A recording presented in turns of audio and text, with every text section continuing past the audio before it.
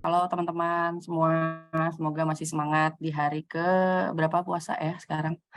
Bentar lagi selesai ya. Oke, saya izin share screen. Oke, pagi ini sudah terlihat belum ya? Sudah. Sudah, Kak. Oke, jadi pagi ini kita mau bahas Smart School Ecosystem ya. Tadi sesuai tagline-nya Discover the Smartest Way to Learn with Our Innovative LMS Solution. Apa sih tadi ya background story-nya. Jadi memang secara singkat memang kita tadi ya dihadapkan dengan global challenge, yaitu pandemik yang di mana kita itu dipaksa harus bisa beradaptasi terhadap kondisi karena hidup kita tidak berhenti di situ, sehingga dari situ kita dipaksa untuk bertransformasi ya, beradaptasi. Yang mana dari 300.000 lebih sekolah itu sudah mengaplikasikan sistem belajar mengajar secara daring ya di 78%-nya. Nah, kemudian di banyak kegiatan belajar mengajar itu kita butuh digitalisasi ya, of course, karena saat itu kita terpisah dengan jarak dan ruang lah ya. Kemudian pembayaran tagihan sekolah yang saat ini mostly juga masih manual. Jadi secara akuntansi tidak transparan ya terhadap sistem pembayarannya tersebut. Dan kemudian kurangnya monitoring ya. Jadi di sini orang tua juga expect-nya mungkin bisa memonitor kegiatan belajar mengajar itu seperti apa sih untuk anaknya mereka, progresnya sudah sampai mana, apa yang sudah mereka serap ya gitu secara knowledge, secara administratif pun gitu ya. Jadi itu yang mendorong kita di Icon Plus ya untuk mengadaptasi ya, aplikasi yang selama ini sehari-hari kita sudah familiar ya, iOffice, kita transformasikan, kita enhance, kita adaptasikan ke sektor edukasi menjadi one-stop application, yaitu iSchool. Nah, produk values yang ditawarkan apa sih? Jadi tadi kan sempat saya mention ya, jadi saya di sini bawa 2 produk, ada iSchool dan nanti ada partnership products-nya itu di IDE, Infrastructure Digital Education. Produk values dari kedua produk ini tuh apa sih gitu. Jadi power kita itu kita data ownership ada di kita full ya. Jadi kita tidak akan berbagi dengan third party or someone else gitu. Jadi secara security data kita aman. Kemudian rekapitulasi daftar kehadiran, pembayaran, dan lain-lain tadi yang sudah disebutkan juga itu transparan, mudah dilakukan. Kemudian pemantauan jadwal dan lokasi juga secara real time dan historical, itu bisa dicek juga. Kemudian manajemen kegiatan belajar mengajar juga bisa dilakukan via satu platform gitu. Jadi centralized di sana. Kemudian pembayaran seluruh transaksi sekolah itu sudah dilakukan secara online ya. Jadi tidak perlu apa ya kalau zaman dulu by front office-nya sekolah gitu. Jadi kita sudah centralized di platform itu. Itu value yang kita tawarkan ke pelanggan-pelanggan kita untuk ekosistem Smart School kita. Nah, untuk STP analisisnya kira-kira kita bisa approach di 2 segmen ya, jadi B2B and B2G. Kenapa itu B2B dan B2G? Of course di B2B kita bisa approach ke sekolah atau kampus yang memang belum melakukan transformasi digital atas bisnis proses mereka ya. Jadi dari pembayaran, kegiatan belajar mengajar mungkin mereka masih dilakukan secara manual, jadi kita bisa masuk ke situ. Kemudian kita bisa approach ke dinas pendidikan daerah juga yang membutuhkan platform untuk monitoring sekolah-sekolah mereka yang mereka bisa lihat gitu di sebuah dashboard besar achievement-nya, progresnya dan lain-lain. Nah, positioning kita of course kita punya competitive pricing ya gitu, seperti produk Icon yang lainnya. Kemudian kita sudah cloud based, di mana di situ data ownership pun aman ya. Kemudian feature-feature kita itu sudah sangat oke untuk Smart School ya, udah end to end, udah holistik banget.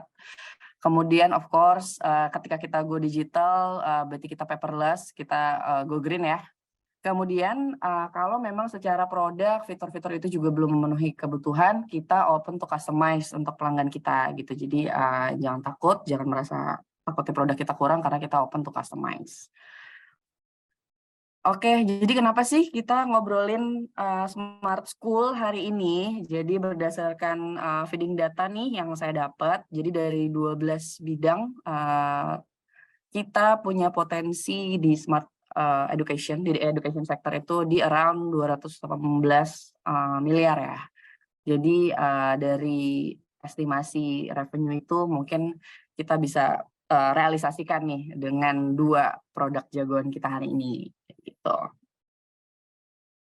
Nah, pertama nih, produk pertama itu adalah iSchool. Jadi iSchool itu apa sih? iSchool ada tadi ya, one stop application untuk schooling gitu ya. Jadi di sini fiturnya ada beberapa, yaitu salah satunya My Class. My Class itu apa sih? Nah, My Class itu adalah fitur yang digunakan untuk monitoring, reporting, dan profil guru dan siswa. Jadi nanti di situ guru itu bisa add schedule ya. Contohnya dia mau add kelas IPA. Kelas IPA itu hari itu ada di jam berapa, attendance-nya ada berapa, siapa aja, itu bisa dimonitor di situ. Dan orang tua pun bisa lihat gitu, oh anaknya tuh attending the class apa enggak sih, atau bilangnya pagi berangkat tapi ternyata nggak nyampe sekolah gitu kan. Nah di situ orang tua bisa monitor juga tuh. Kemudian tadi ya itu berpengaruh dari attendance-nya. Nah attendance di sini kita kan selama ini taunya decentralized ya. Apa sih decentralized itu seperti kita tuh iOffice. Jadi setiap orang itu absen masing-masing. Tapi kalau di iSchool Plus ini karena memang mungkin siswanya mungkin masih muda, terus kemudian accountability-nya juga masih, tanggung jawabnya juga masih sebagian besar di orang tua dan guru ya. Jadi nanti yang absensikan murid-muridnya itu bisa dari gurunya gitu. Jadi dari gurunya, oh si A sudah datang, oh si B sudah datang. Nanti dia yang absenkan via iSchool ini. Nah, kemudian historical dan real time zone management ya. Jadi tadi contohnya case in point itu adalah sekolah Andalusa. Nah, Andalusa ini jadi dia kebetulan memang high end school ya. Jadi ada demand di mana orang tuanya itu pengen ketika waktu penjemputan itu mereka udah tahu anaknya udah ready gitu di sekolah gitu. Jadi nanti gurunya akan dapat notifikasi ketika orang tua si A udah dekat sekolahnya gitu. Jadi kira-kira itu pemanfaatan historical dan zone management secara real time-nya ya, both historical dan real time itu salah satu pemanfaatannya case Andalusia. Kemudian of course kita pasti sediakan dashboard monitoring dan manajemen ya, pasti untuk setiap role-nya dengan data-data yang juga ditampilkan sesuai dengan kebutuhannya. Terakhir payment services karena kita punya Icon Pay. Jadi hopefully in the next roadmap gitu kita akan integrasikan payment service ini jadi uang SPP ya, kalau sekolah uang SPP, uang kas itu bisa kita integrate dengan Icon Pay. Jadi paymentnya sudah tidak manual lagi. Oke. Ini mungkin secara detail ya, secara detail. Jadi ada 4 roles, itu ada student, ada parents, ada teacher, ada board of school. Jadi nanti di sini bisa dilihat ya detailnya, mungkin nggak perlu saya bacain. Jadi dari 4 role ini nanti di dashboardnya akan keluar data yang berbeda ya masing-masing tentunya. Gitu. Ini ada beberapa customer yang sudah approach menggunakan iSchool, baik di corporate, government, sama education. Tadi ya contoh case in-point-nya Andalusia nih ada di sebelah kanan yang saya sebut. Oke, next ada produk partnership juga. Jadi kita itu mencari partner yang strategik ya, yang bisa melengkapi satu sama lain.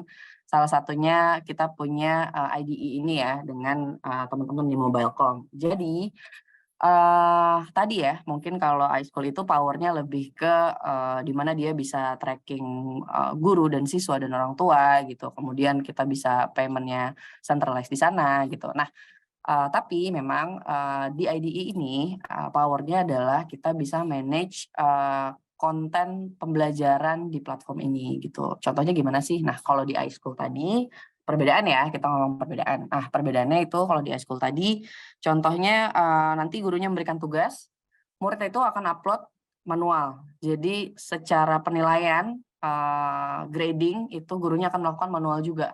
Lalu dia upload nilainya, si A berapa, si B berapa, si C berapa. Kalau di platform IDE ini nanti gurunya bisa bikin dia bisa bikin soal itu murid atau mahasiswanya menjawab, itu nilainya udah tergenerate dari sini gitu. Jadi si gurunya nggak perlu doing grading lagi gitu. Itu ya contohnya. Itu yang melengkapi apa yang belum ada di iSchool saat ini. Kira-kira itu. Lainnya more or less sama lah ya untuk platform ini. Nah, apa sih? Jadi apa yang kita coba solusikan dengan kedua produk Smart School ini gitu. Jadi tadi ya kita butuh memang dashboard monitoring dan manajemen yang reliable, yang bisa diakses oleh setiap role-nya dengan data-data juga yang accountable gitu ya. Jadi bisa memonitor, bisa melihat progress in real time, nggak perlu lagi nanya-nanya secara manual.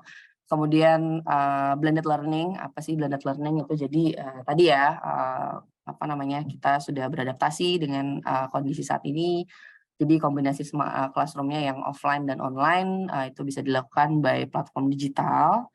Kemudian kita mengusung green environment friendly juga karena PLN sudah mulai go to renewable energy ya saat ini kebetulan. Kemudian kalau power kita di Icon Plus itu kita bisa manage service dan bundling produk dengan competitive price gitu dibandingkan dengan yang lainnya, penyedia solusi lainnya. Oke, ini untuk perkiraan implementasi ada di total 9 week. Jadi di setiap fasenya di sini bisa dilihat di product marketing, kemudian agreement, kemudian system integration, migration dan lainnya, kemudian kita go live.